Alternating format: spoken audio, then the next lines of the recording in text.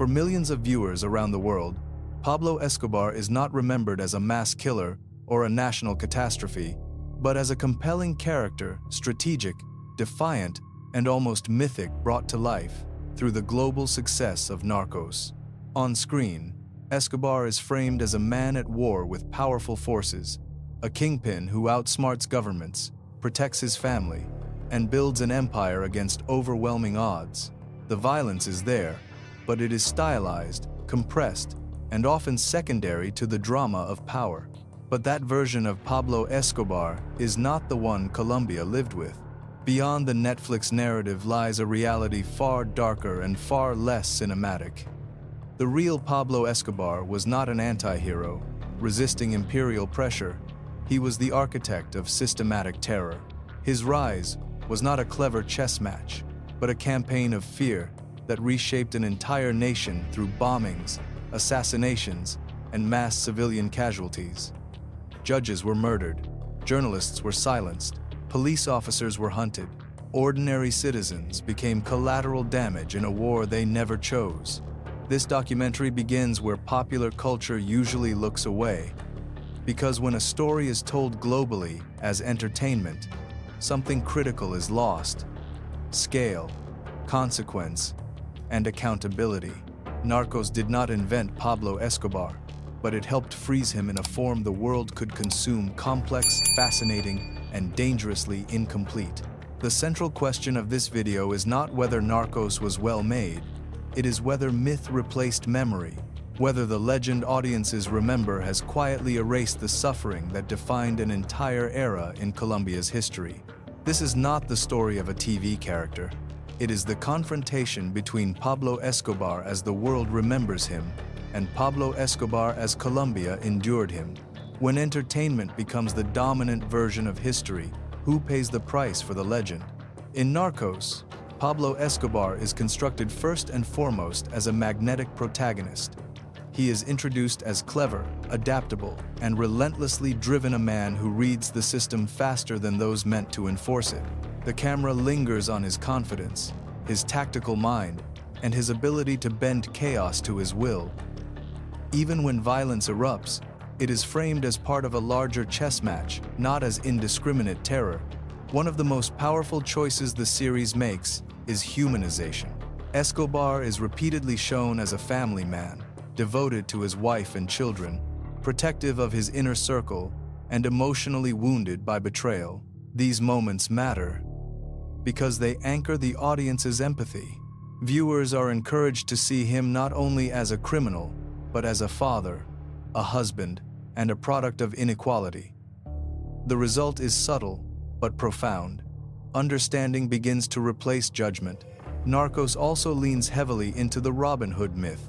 Escobar is depicted as someone who builds houses for the poor, challenges elites, and humiliates distant authorities, especially the United States and its agencies.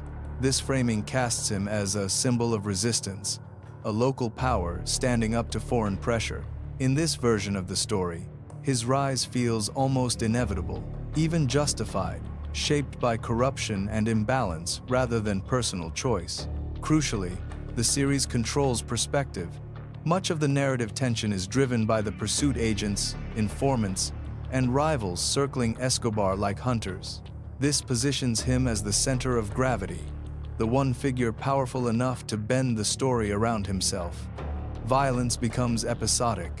Deaths flash by quickly. The camera rarely stays with the aftermath. The emotional weight is placed on strategy, momentum, and Escobar's next move. This is not accidental storytelling. It is a formula that modern crime television has perfected. Turn the criminal into the engine of drama. By doing so, Narcos ensures that Escobar is remembered less for what he destroyed and more for how effectively he dominated the game. By the end of this portrayal, the audience may intellectually know he is responsible for immense harm, but emotionally, they have been trained to see him as brilliant, formidable, and larger than life. And once a criminal is framed as a legend, the line between representation and glorification becomes dangerously thin.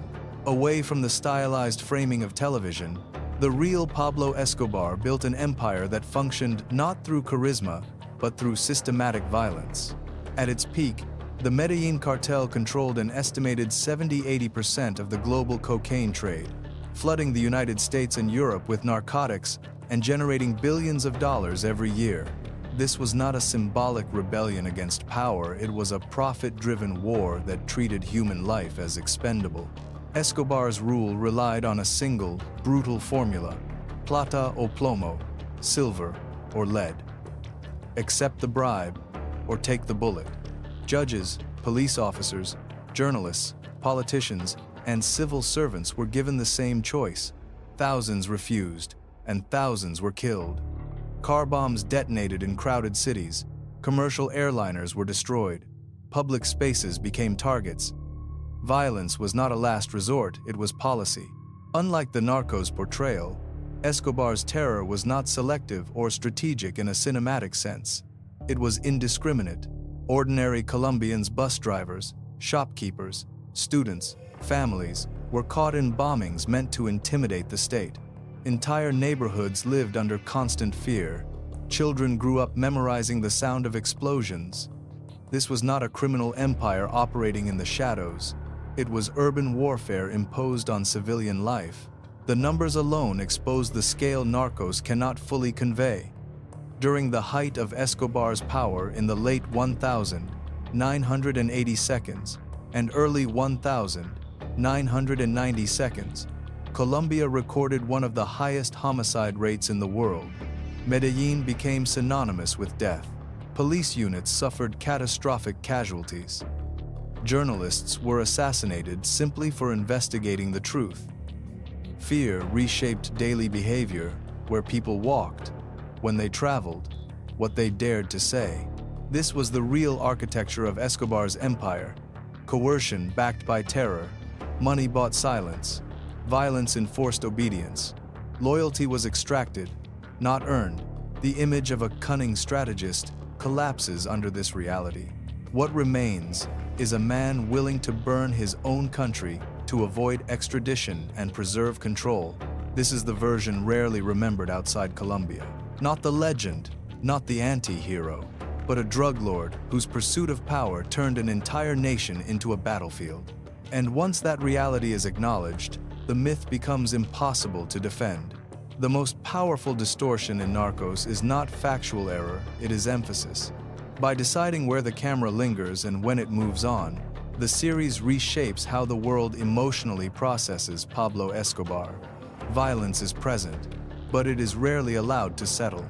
Consequences appear briefly, then dissolve into the next plot turn. The audience is kept in motion, and motion prevents reflection. One key choice is selective empathy. Narcos spends significant time exploring Escobar's inner circle, his family, his fears, his calculations, while the people harmed by his actions remain largely anonymous. Victims are rarely named, rarely followed, and almost never centered. Without faces or continuity, suffering becomes background texture rather than the core of the story.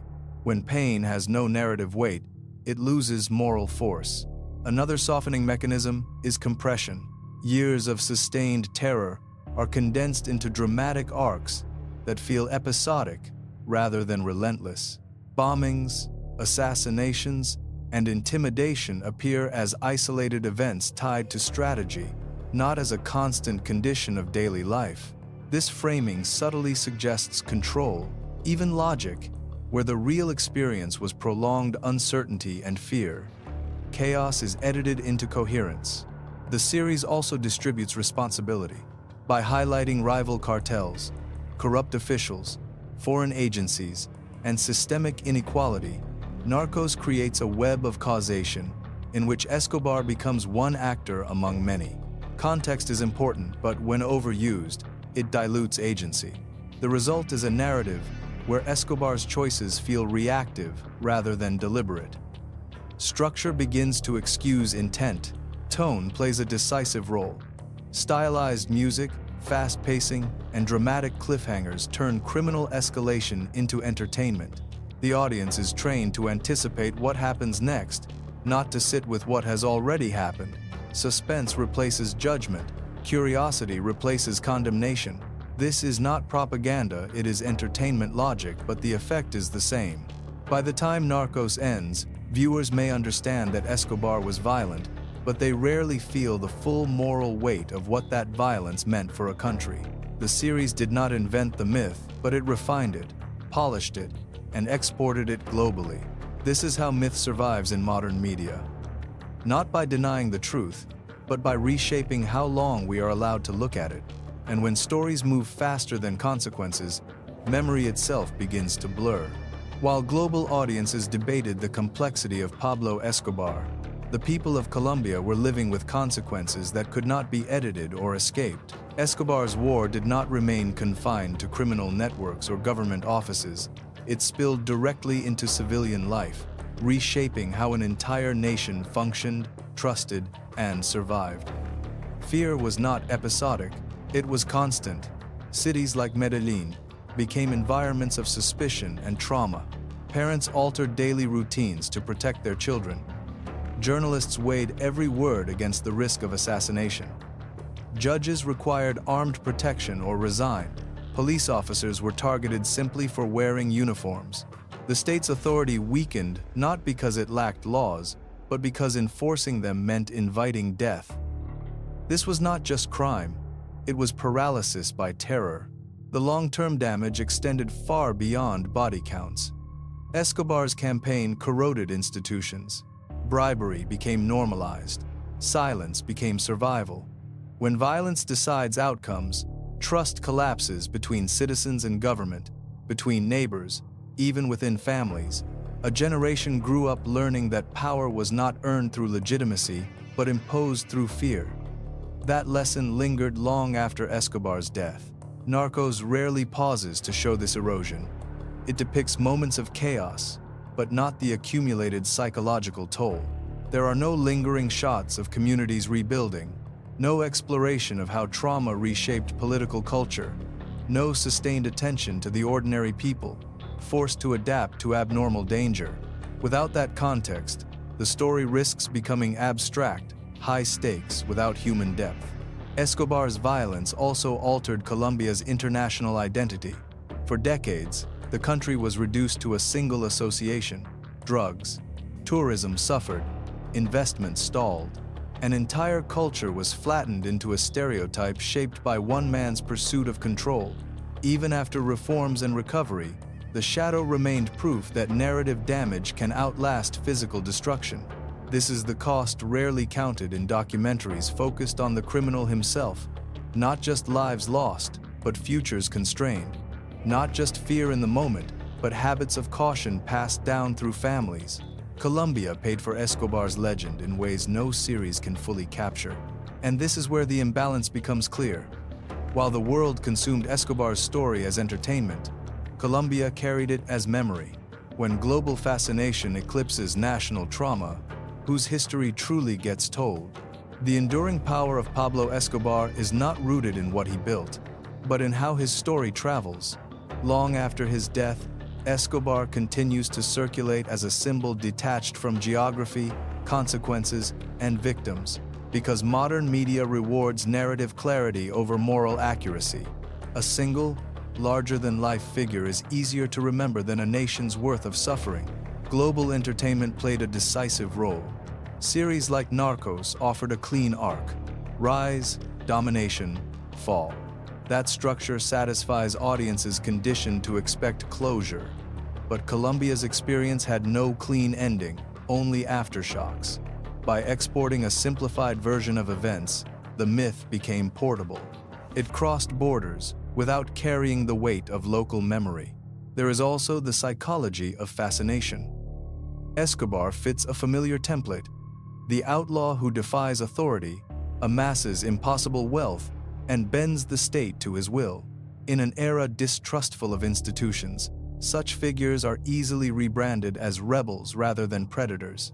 Power mistaken for resistance becomes a powerful shortcut for empathy, especially when filtered through polished storytelling. Another reason the myth survives is repetition without correction.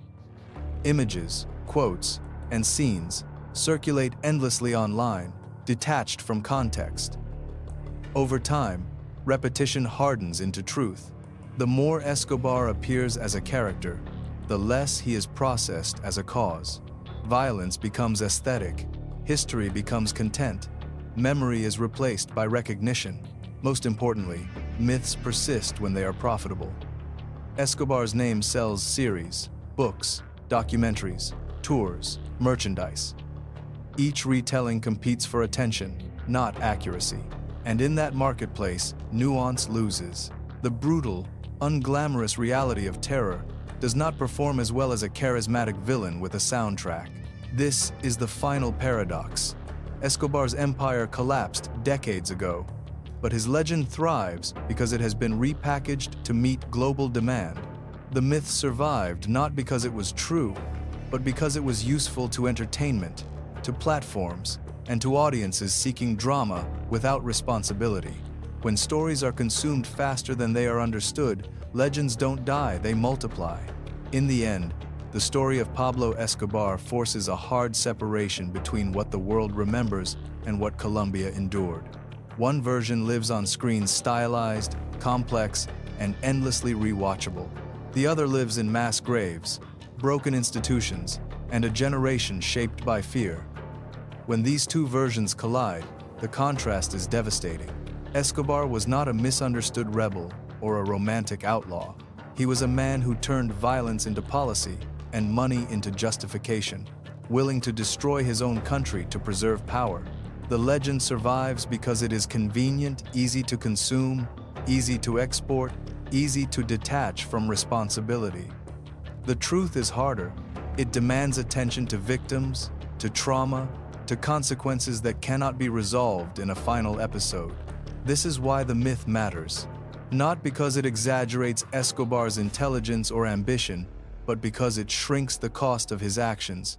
When global audiences inherit the legend without the pain, history tilts towards spectacle.